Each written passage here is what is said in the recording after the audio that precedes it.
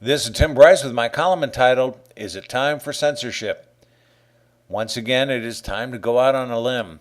I recently listened to a radio interview with one of the young wackos accused of shooting up a school. Frankly, he sounded rather calm, cool, and collected as he described how he planned his assault. In addition to guns, he had pipe bombs and Molotov cocktails prepared for backup. When asked how he learned to make such devices, he replied it was from the movies and television. His candid comments did not surprise me. We have long suspected the media has an adverse effect on our youth, and it does indeed appear that life imitates art, not the other way around. By glamorizing violence, not just guns, Hollywood has changed the social mores of our culture. As a kid, I played a lot of cowboys and Indians and cops and robbers, and yes, toy guns were included in our playtime, even if it was nothing more than our thumb and index finger. I also had my share of cap guns. Somehow, though, we understood the difference between toys and the real thing. The thought of mistaking a real gun for a cap gun was simply unimaginable. You knew better. Then again, we also played a lot of hide and seek, baseball, tag, swimming, and so on. In other words, the gun games did not consume our time. The violence of today, though, is more pervasive, maybe because the entertainment industry is more pervasive. Instead of just 3 or 4 channels on television, now there are hundreds. The internet allows us to look up just about anything regardless of its legality, and as of this writing, 7 of the current top 10 movies all have explicit violence. When I look at movie trailers such as Transformers: Age of Extinction, the computer-generated graphics suggest anything is possible, not to mention a total indifference to human life. When you consider our youth are watching such movies regularly, not to mention playing similar computer games and watching television programs promoting violence, is it any wonder that children are becoming indifferent to life?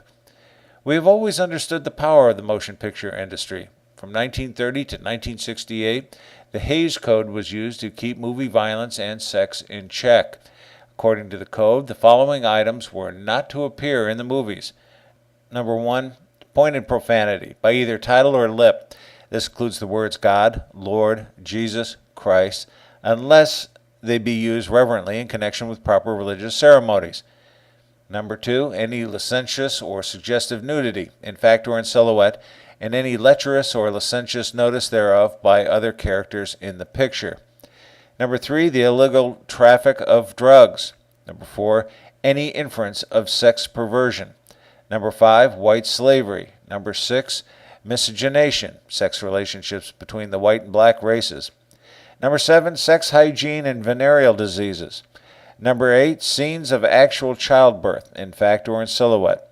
Number 9, children's sex organs. Number 10, ridicule of the clergy. And finally, number 11, willful offense to any nation, race, or creed. These, of course, have all been violated, and most are now commonplace on television. Also notice they were more concerned with sex than with violence back then. This all changed in late 1968 with the advent of the MPAA film rating system, G through X. Rating systems are fine, but they are useless if nobody enforces them. Next time you're at the theater, see how many young people are checked by the box office for their identity. Is it time to tighten up censorship standards?